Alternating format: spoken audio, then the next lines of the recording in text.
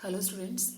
So we were discussing about physical properties of metals and non-metals, and we have discussed 5 physical properties of metals and non-metals.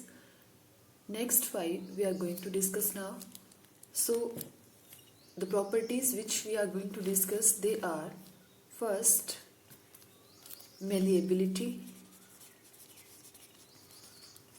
then second, ductility, third, tensile strength,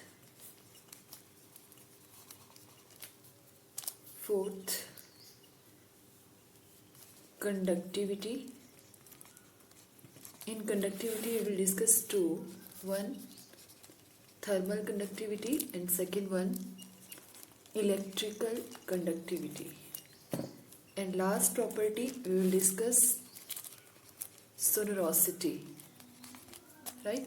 So we are going to discuss now these properties of metals and non-metals: malleability, ductility, tensile strength, conductivity, and sonorosity.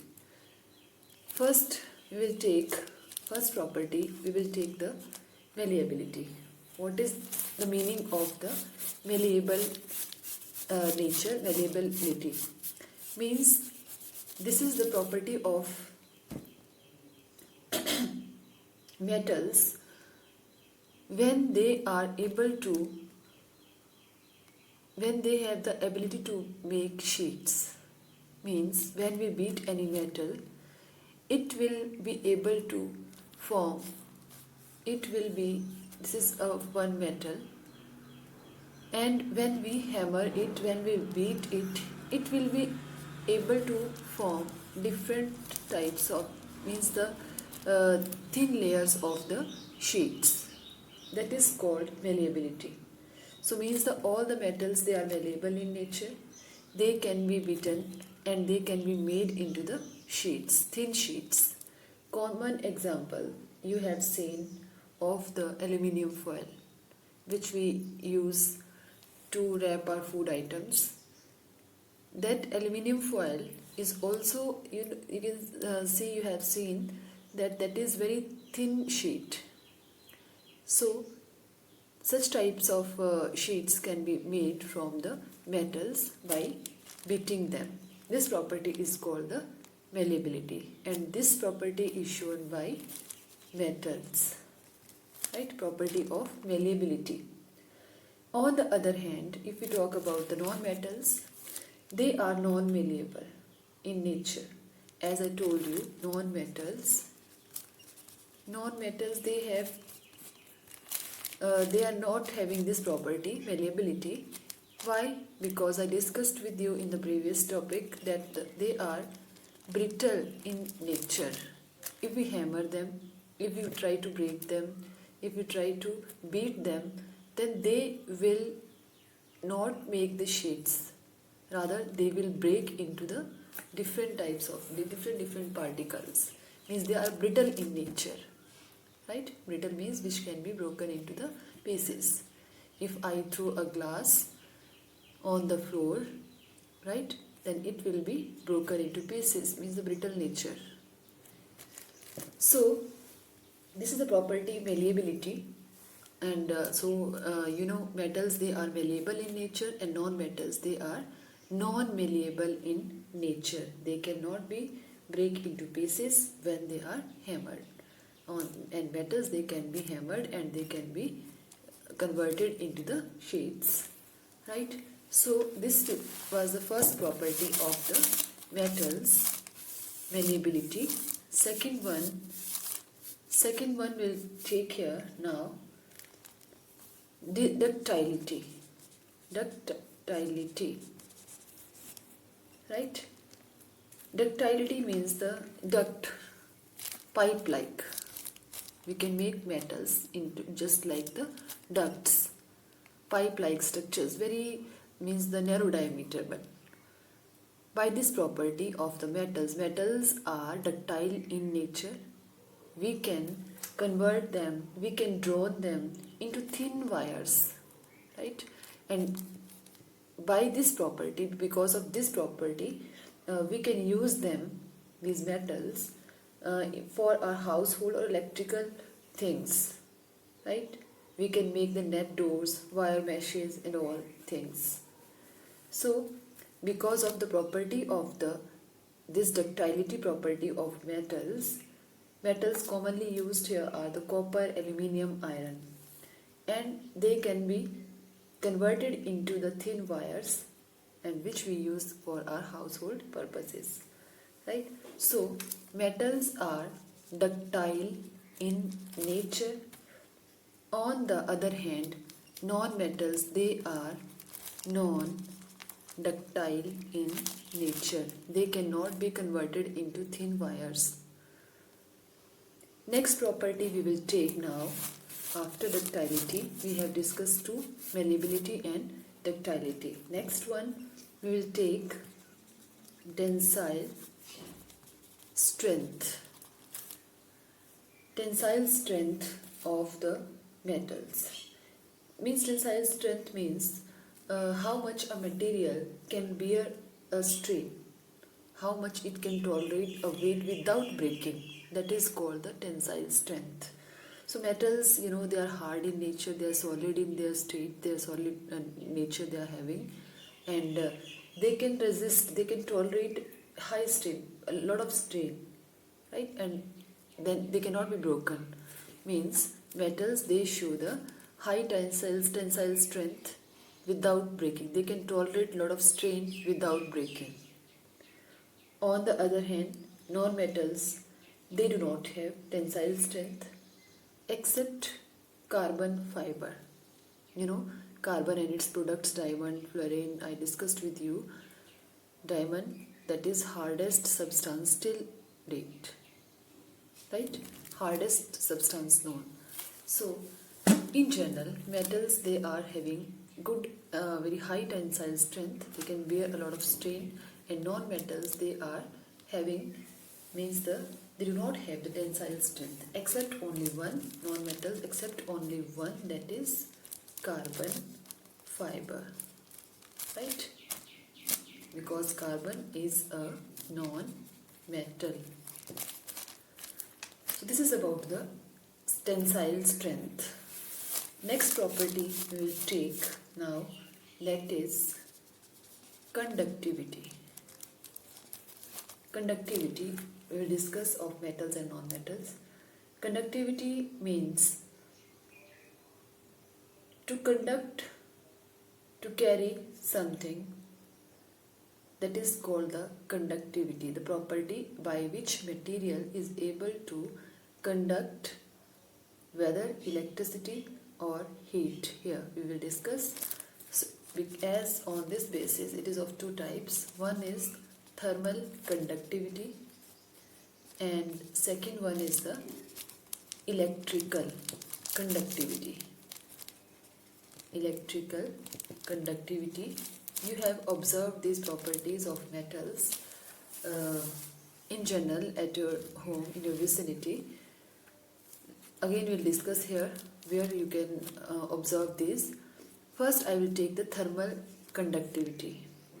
Thermal conductivity, for this you can, the metals, they can conduct, they can carry, they can transfer heat, right? That is called the thermal conductivity.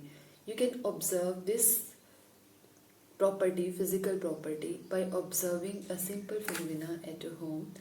Like you can take some water, you can do this activity simply.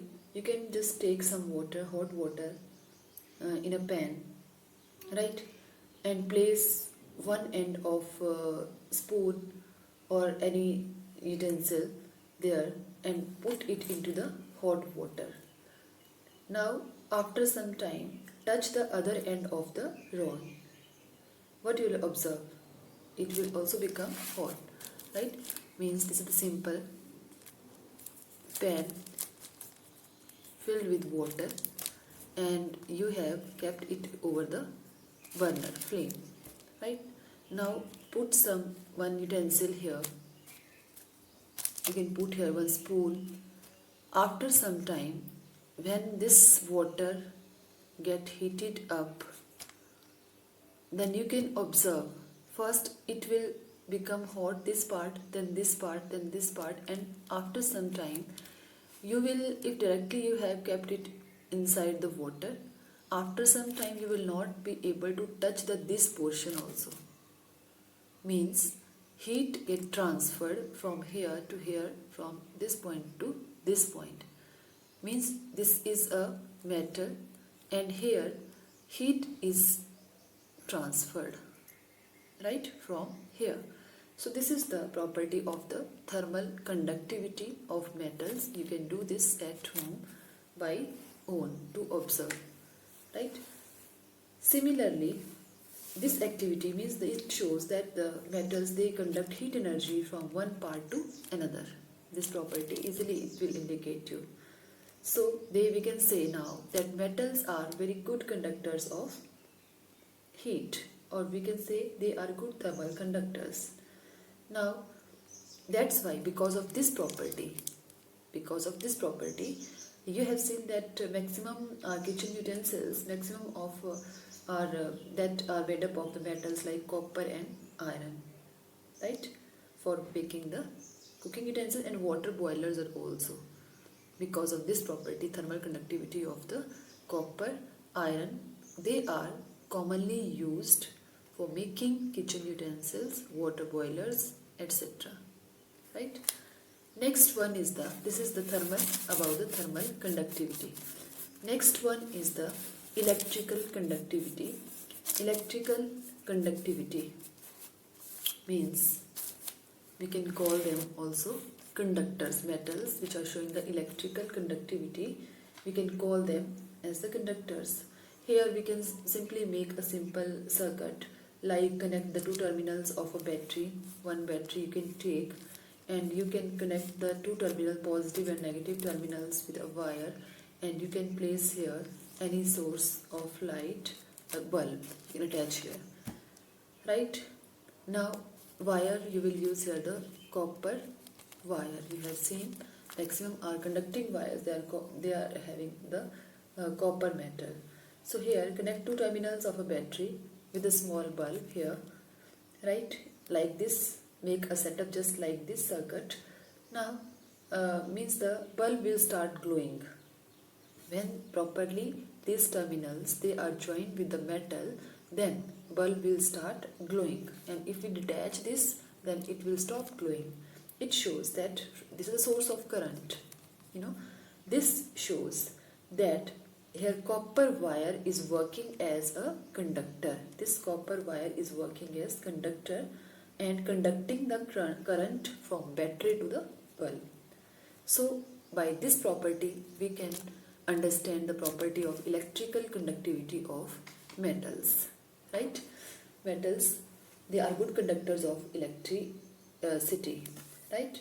So that's why in our electrical appliances we are using metal wires. Most commonly you have seen copper wires are used for electrical fittings, copper wires, right?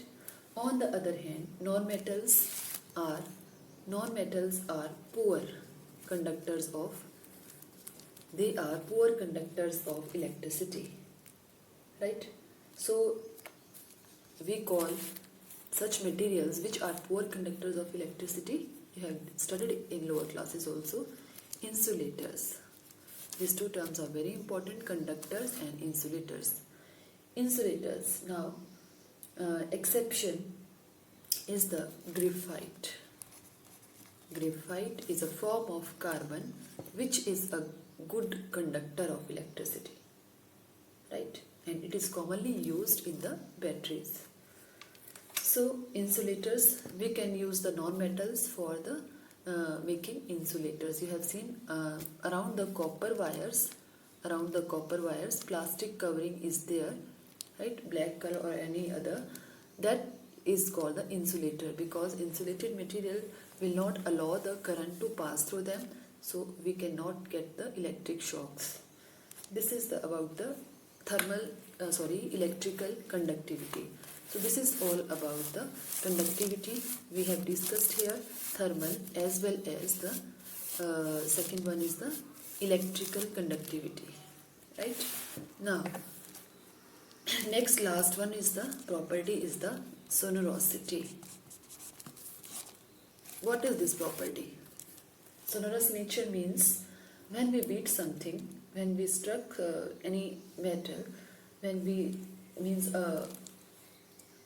struck any metal, for example, this is a metal, and when we struck this with any hard material, it will start producing the sound. You have seen the bells also. It will start producing bell. So this sound producing, this property is called the sonorous nature or sonorosity. When a piece of metal is struck with any hard material, then a ringing sound is produced. That ringing sound is produced because of the sonorous nature of the metals, right? This property of metals is called sonorosity, and metals, they are said to be having this nature, right? So it is because of, by taking the advantage of this property, we are now able to make different types of we can make different types of bells, right? On the other hand, non-metals, they are non-sonorous in nature, right? So this is about this property, sonorosity, and this was the last property of the physical properties of metals and non-metals. So we have discussed 10 physical properties in these two videos, right? So prepare proper notes of all this, try to clear the concept and do the possible activities which you can do easily at home, right, by doing the reading from the book, and all the proper activities which are mentioned here also, and I have discussed with you also. They are very easy. They can easily be performed at home. For concept clarity, in science it is very important to do the activities alongside to clear the concept. So with this, your physical properties topic is over. So next we will start the chemical properties. Okay, then thank you.